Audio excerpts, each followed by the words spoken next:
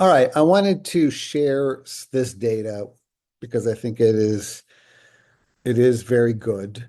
And it does have some interesting ramifications, right? But let's take a look at it and see if we can um, draw some conclusions, at least at a high level. So on the left-hand side, we're looking at the US map and we're looking at things that have the most intense coloring, the darkest coloring, have the highest incidence rates in the country, right? We can kind of look at this and, we can kind of see that states like New York, Massachusetts, New Hampshire, looks like Rhode Island, Illinois, Wisconsin, Minnesota, um, I think it's Iowa, and we can go look along that as well and see all the darkest states, right? So it's good for you to kind of be aware of that. And then as the color becomes red, it fills in quite a bit, and then lighter red, and then the lightest red. Okay. So this tells us sort of where the highest concentration of diagnoses are happening. And it also shows us, so we would assume, statistically that if we looked at the right-hand side, which is the death rate, so the highest survivor rate is in the lightest colors, and the highest death rate and the worst survival rates are in the darkest colors. Or you could look at it oppositely. You could look at it, the highest death rates are in the darker colors, kind of lightning. So what are the conclusions that we can draw from this, right? And so the first thing we would kind of talk about is that, many of the states that are the darkest on the left, um, we would probably argue that they have some, hopefully many of those people who were identified on the left had early stage cancer, which means that they're getting the proper screenings.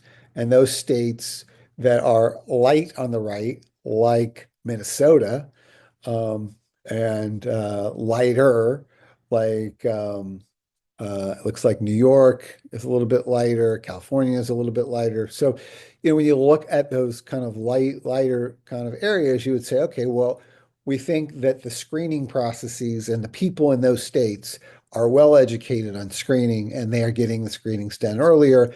And as a byproduct, the death rates are lower, right? We could also maybe take a look at, in thinking back in some of the other discussions we've had in the past, which is, where are the best cancer hospitals in the country, right? And I think there does seem to be some indication that where those cancer centers are, those high tech, you know, um, solid with the best outcomes. One is in Minnesota. It's not lost on us that Minnesota has one of the highest incidence rates, but they have also one of the highest survivor rates, right? When it comes to breast cancer. I mean, it isn't lost on me that, one of the best hospitals in the country is located in Minnesota, right? New York with Sloan Kettering is there. So even though there are high incidents in New York, you know, there are lots of great cancer facilities in New York. Sloan Kettering is one of them, but there are many, many other ones that are also good, right? And so, again, you could argue that they were early. They're in the early stages, and they're able to cure those early stages more effectively. Um, but I think ultimately the most worrisome data here is when I look at Oklahoma, Louisiana, Alabama, they don't have the highest, they have kind of mid-level incidence rates. So that would kind of tell me that people are not getting screened. And so that's why those incidence rates are lower. Um, but you can see clearly, when you look at the data, that, the screening is lacking. And also because of that, more people are not able to survive those cancers, right? Which is tragic, right?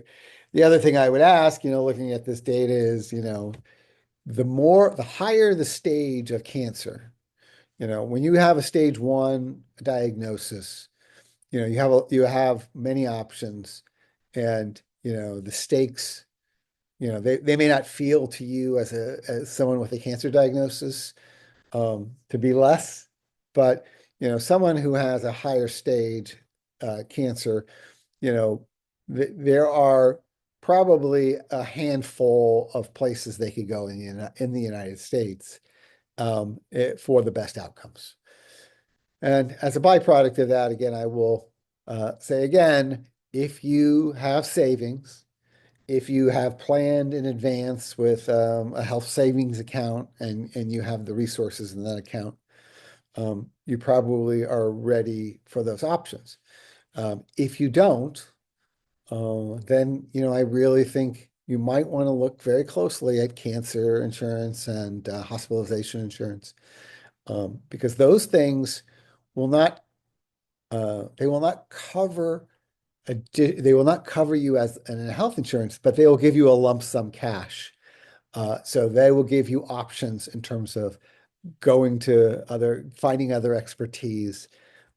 Maybe even if you have a stage four and you don't have good uh, and you've been told that your outcome is very bad, that extra money could be used for a whole host of things for you and your family to kind of work through whatever difficult decisions you need to make.